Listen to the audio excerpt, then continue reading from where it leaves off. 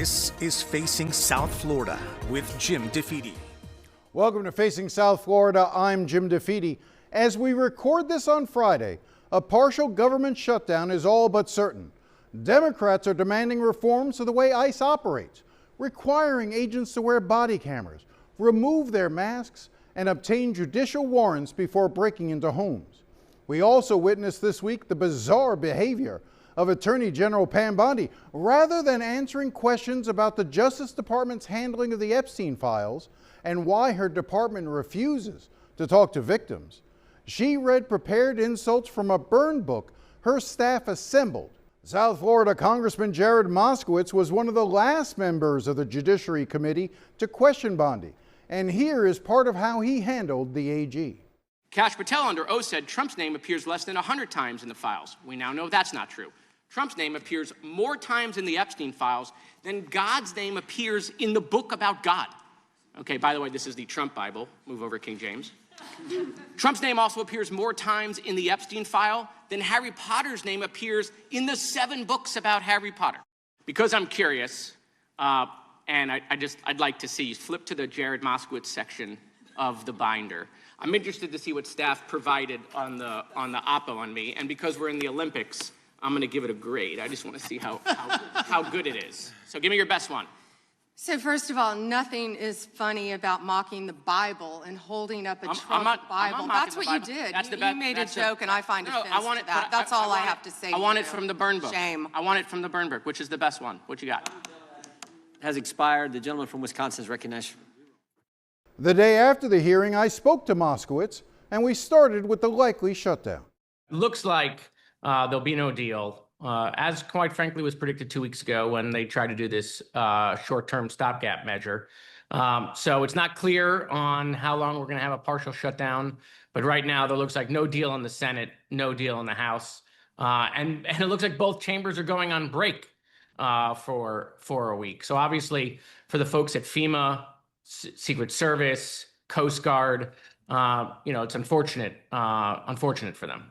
So what are the issues that you want to see in this bill? What are the protections that you and your other Democrats want when it comes to sort of trying to rein in what you believe is out of control actions by ICE? Well, look, there are policy changes, Jim, but there's also leadership changes. For me, this idea that, we have a 10-point plan, but we're not asking for leadership change, that doesn't work. Okay, I think Kristi Noem needs to resign or be removed.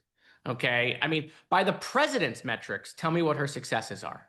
Okay, she's built no border wall. 200 miles of that wall is being held up by her. These are the president's metrics, not mine. Okay, she's got the largest backlog of FEMA money. She's not sending out any money even to red states. Okay, she's deporting less people than Barack Obama did. Again, the president's metrics, not mine. What success does she have? If the president had her on The Apprentice, his old show, she would be the weakest link and he would have fired her by now. As far as policy changes are concerned, I think the idea that we have masked men running around American streets is ridiculous. So for me, body cameras is a must, should have always been there, and the masks have to go. I think the masks are totally ridiculous and un-American. If our police officers don't have to wear them, okay, our FBI agents don't have to wear them, okay, there's no excuse that ICE gets to wear them. Just to go back to the big, beautiful bill for a second, one of the things that Florida counted on was the idea that there was going to be all this money flowing into the state to reimburse them for their expense on immigration, whether it was creating Alcatraz or any of the other things. I think it's $800 million that is owed by the federal government to the state of Florida that is now being held up. What do you know about that and what's going on there? It's more than that. It's $1.5 billion, over $1.5 billion from COVID reimbursement and hurricane reimbursement that we've not received, plus the $600 million on Alligator Alcatraz that they were promised that they would get in an expeditious way. Obviously, the president went there. The governor's been there a couple of times. And yet this money that was set aside has not come to a red state, Florida, right, with a completely Republican leadership, very pro Donald Trump, and yet they're not getting their reimbursement money. And that's because Kristi Noem sucks. Okay, I don't know what else to say. How else to say it? I mean, she's not good. Her leadership team there, as far as getting out these grant dollars, is not good. And this is going to have real impacts. Florida has more money than in Alabama or Louisiana or in Mississippi. But, those states are going to be in real trouble if there's a hurricane this summer, and they can't get their expedited reimbursement because Kristi Noem has ended that program. That gets money down early to the states so they can pay the bills. They've decimated their response team. The swiftwater rescue crews weren't put on the road in the Texas flooding. She's gotten rid of all sorts of staff. The regional offices are half empty. And so I'm deeply worried about FEMA's response capabilities. The president said FEMA needed reform, and there were things that FEMA needed to reform on, no question about that. But what Kristi Noem has done is she has destroyed that agency, the agency that is responsible for the continuity of government. God forbid we had a major catastrophe. I want to turn to the Epstein case, and specifically the hearing that was held this week that you participated in with Pam Bondi. Just from taking a step back from a second, the Attorney General's actions in that hearing, her demeanor, her attitude, what did you take from that? Well, I mean, look, sometimes one can be their own worst enemy. I don't know that strategy worked for her. To keep asking Republican members, can I have 20 seconds to respond? And you don't respond. You just read, the burn that your staff provided for you. If you do that one or two times, it might work. But to do it every single solitary member, it was too much. Also, I just think that, the answers on Epstein were just totally unsatisfactory for the American people, right? I mean, there should be justice for these victims. Okay, that's what the American people want to see. And to pretend that the administration didn't try to stop the release of these documents for a whole year and they're the most transparent administration in history, I mean, that's just I mean, it took a vote of the House and a vote of the Senate, every single solitary member but one in both chambers, to force the administration, a veto-proof majority, to do that. Before then, they were taking Republican members into the Situation Room, okay, a place where we go to launch wars to convince them to take their name off the discharge petition. They were threatening Republicans. They were saying it was a hoax. They were blaming Barack Obama. They were sending members home for weeks to avoid a vote. I mean, it was totally ridiculous. And then when that strategy didn't work, and Republicans started to leave in droves, and the dam was breaking, that's when they went ahead and let them go and vote for the discharge petition. But it does seem that there is a lot of information that has come out that is worth following up on, and that seemed to be the most important line of questioning that members tried to get to, which was, are you following up leads? It seems even from the redactions in this memo or this document that there is information here that could be followed up on. Even some of the victims. Right. Talk about that. Yeah, no question about that, Jim. 70% of the documents we got are still redacted. They were ingested into the electronic system, redacted. And so when we pulled them up, they were completely redacted. These FBI forms were completely redacted. And so there is clearly information in there. There are clearly names in there, more people than the 6 names that we were able to get in the unredacted files we saw, or the co-conspirators' names that we were able to get. There is clearly more information there. The American people have a right to know that. They are interested in this. And, look, the Attorney General kept saying, well, Merrick Garland didn't do this. Yeah, but you're in charge now. You're the Attorney General now. Start Attorney Generaling. Go do it.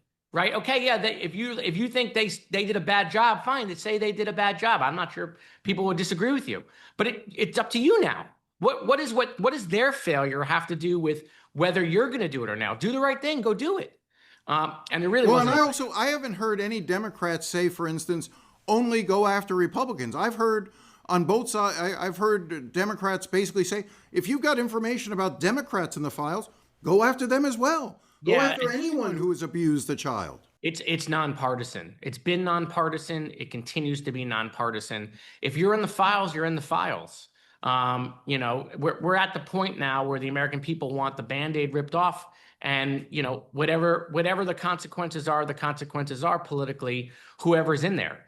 And so this is going to continue to go on. Obviously, you got oversight and judiciary both talking about it.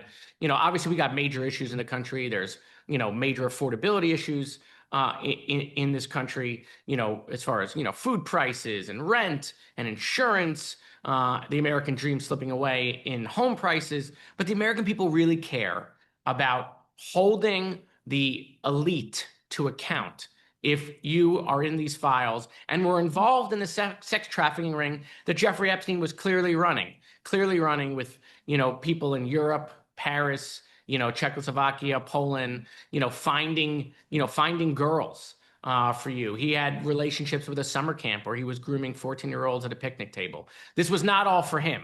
The FBI director was wrong about that. This was clearly for him and for others. And the American people want to know who the others are. Obviously, we are coming up on the 8th anniversary of Parkland. We're taping this on Thursday. This will air on Sunday, so it would have been the day earlier, it would be Saturday. I'm curious your reflections on as this day approaches. Well, I mean, look, it's 8 years, Jim, since the shooting at my high school in my hometown of Parkland. That, not just changed my hometown, but it changed the lives of those 17 families, 14 kids, 3 adults, went to school that day and didn't come home. And we did have a dramatic policy response. In the state of Florida, passed a bipartisan Marjory Stoneman Douglas School Safety Act, which changed gun laws and mental health and school safety. And we found out the failures that day, that went on, failures of the police response, failures with the cameras in the building, failures of the hardening of the facility, failures of the staff and personnel that were on the ground, failures at the school board, failures at the FBI. And these parents and these family members have crisscrossed the country now, trying to make sure that other people don't become, part of this group that no one wants to be a part of, which is, sending a family member or a kid to school and not coming home. And they're making a real difference. They're saving lives. They're making our schools safer. And so anything I can ever do to help the families that, went through this in Parkland, or families that have gone through this in other communities, I'll continue to do that here in Washington.